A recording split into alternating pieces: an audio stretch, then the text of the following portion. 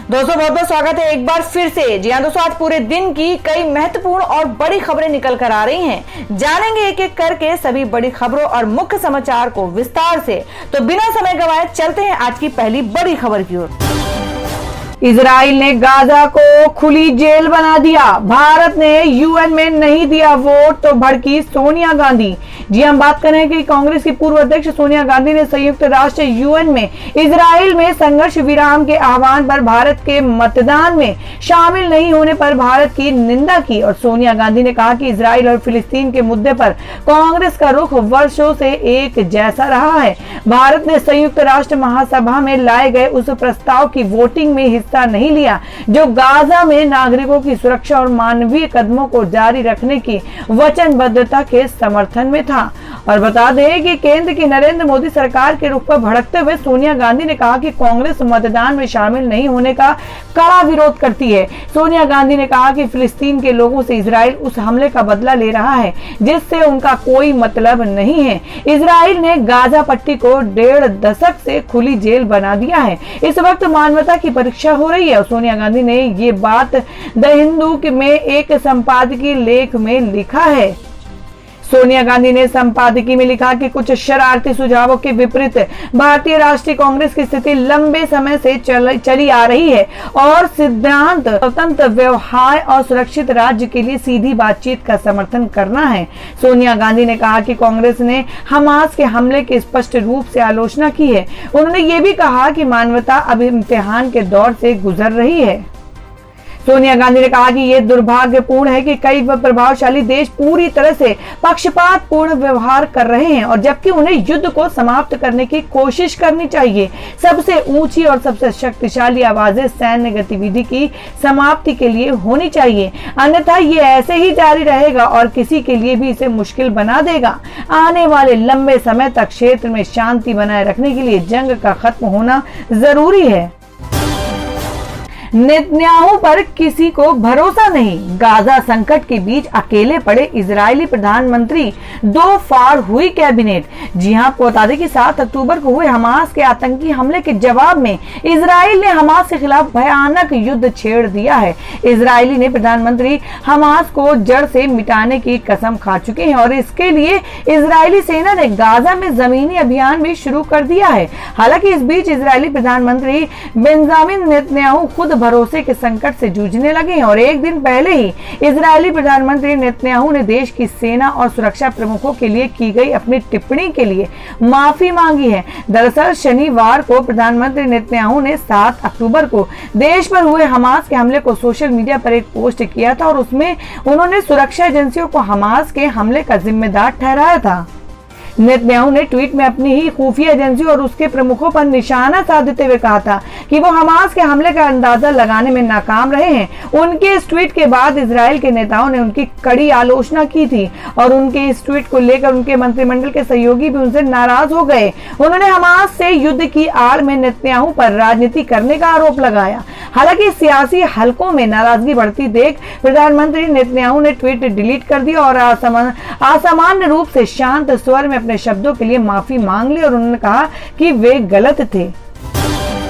PM Modi ने launch किया मेरा युवा भारत पोर्टल। कहा युवा मिलकर हर लक्ष्य हासिल कर सकते हैं। जी आपको बता दें कि प्रधानमंत्री नरेंद्र मोदी ने मेरी माटी मेरा देश अमृत कला यात्रा के समापन समारोह में अमृत महोत्सव स्मारक एवं अमृत वाटिका का शिलान्यास किया और मंगलवार को दिल्ली में पीएम मोदी ने मेरी माटी मेरा देश अमृत कलश यात्रा के समापन समारोह में वर्चुअली मेरा युवा भारत पोर्टल लॉन्च किया। और अपने संबोधन में पीएम मोदी ने कहा कि मेरा युवा भारत पोर्टल देश के विकास में बहुत बड़ी भूमिका निभाएगा।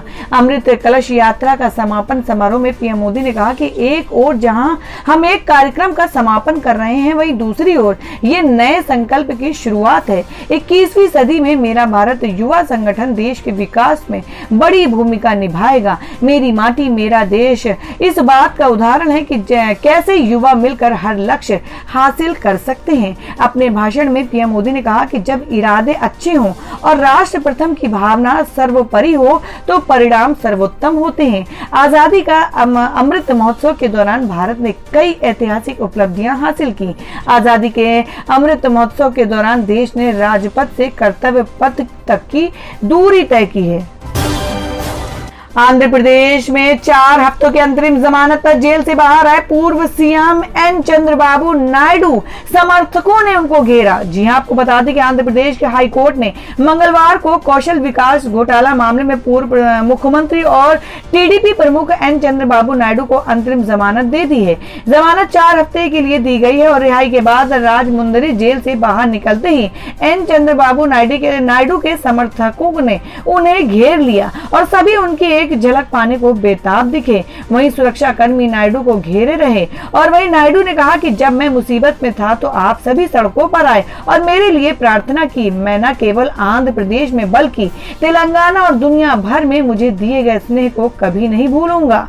जी हां दोस्तों, आपको बता दें कि नायडू को करोड़ों रुपए के कौशल विकास घोटाला मामले में आपराधिक जांच विभाग CID ने 9 सितंबर को गिरफ्तार किया, जिससे राज्य में अराजनीतिक उथल पुथल मच गई और साथ ही कई टीडीपी नेताओं ने आरोप लगाया कि गिरफ्तारी एक राजनीतिक षड्यंत्र के अलावा और कुछ नहीं है। नायडू को झूठे आरोपों के आधार पर हिरासत में लिया गया था।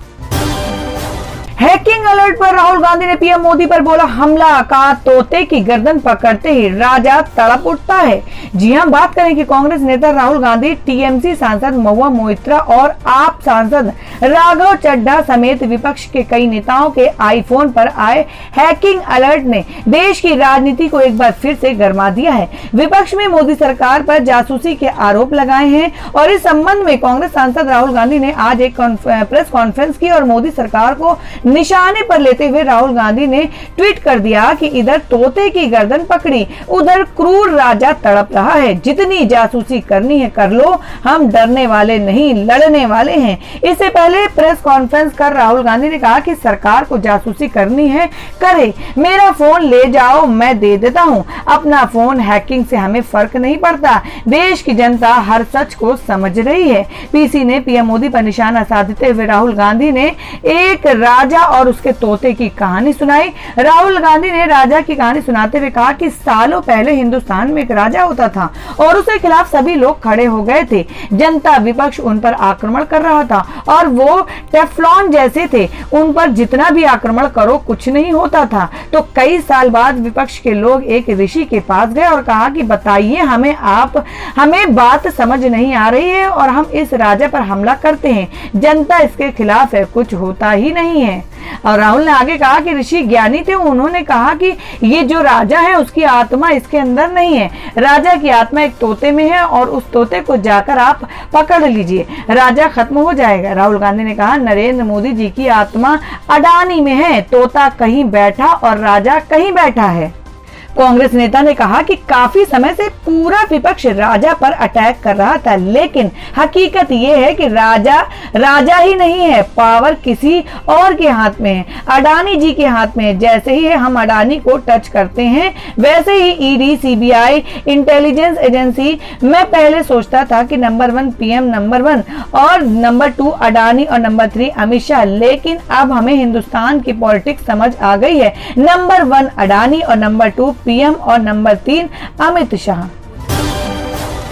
विपक्षी नेताओं का दावा, आईफोन हैकिंग का प्रयास हुआ, एप्पल ने दी ये प्रतिक्रिया।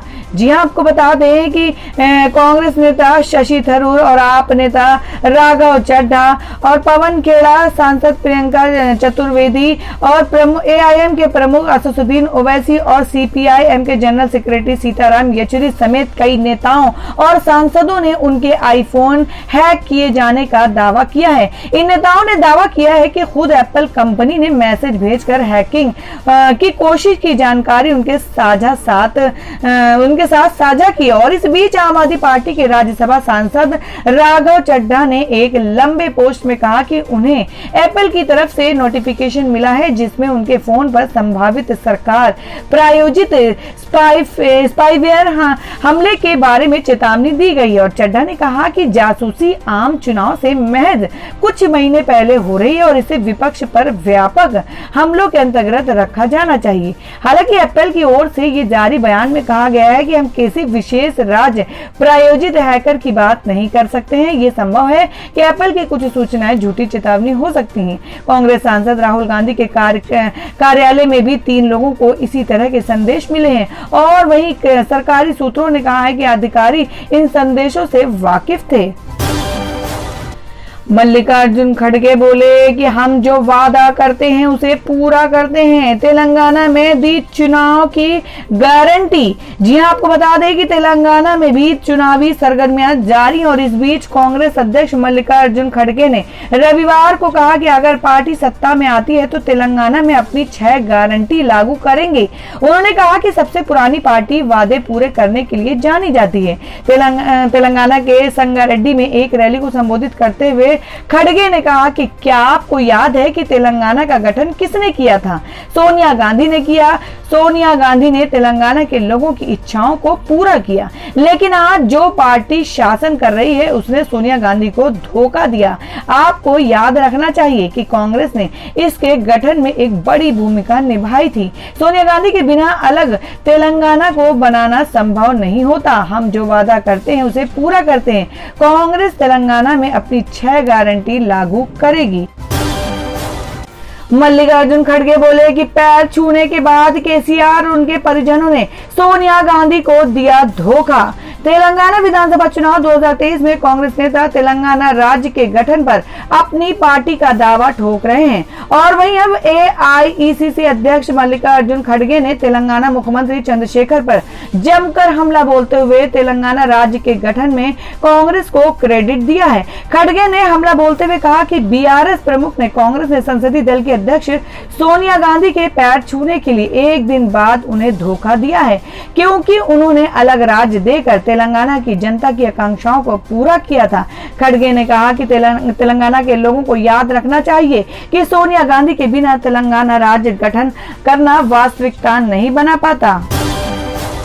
कांग्रेस के साथ खटपट के बीच अखिलेश यादव ने इंडिया गठबंधन को लेकर दिया बड़ा बयान। जी हम बात करें मध्य प्रदेश विधानसभा चुनाव में सीटों को लेकर समाजवादी पार्टी का कांग्रेस से आपसी तनाव चरम पर है।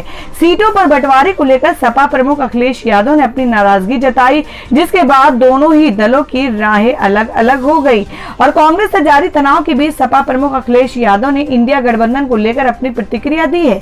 अनबन के बीच यूपी के पूर्व मुख्यमंत्री अखिलेश यादव ने साफ कहा है कि इंडिया गठबंधन में सपा बनी हुई है। दरअसल इंडिया ब्लॉक के अहम दलों में से एक समाजवादी पार्टी का इस महीने कांग्रेस के साथ तनाव तब बढ़ गया जब सपा को कथित तौर पर मध्य प्रदेश चुनाव में लड़ने के लिए 6 सीटें देने से इनकार कर दिया गया। इसके बाद ये चर्चाएं शुरू हो गईं कि समाजवादी पार्टी मध्य प्रदेश चुनाव के लिए सीट बंटवारे को लेकर कांग्रेस के साथ विवाद के कारण पद छोड़ सकती है। तो दोस्तों ये थी अब तक की सभी बड़ी खबरों की अपडेट्स। टुडे ब्रेकिंग न्यूज और लेटेस्ट खबरों को देखने के लिए हमारे चैनल को सब्सक्राइब जरूर कर लें, वीडियो को लाइक और शेयर भी जरूर कर दें अपने दोस्तों और रिलेटिव्स के साथ। तो दोस्तों फिर मिलेंगे काम की खबरों और सरकारी योजनाओं की एक और नई वीडियो के साथ। तब तक के लिए धन्यवाद दोस्तों।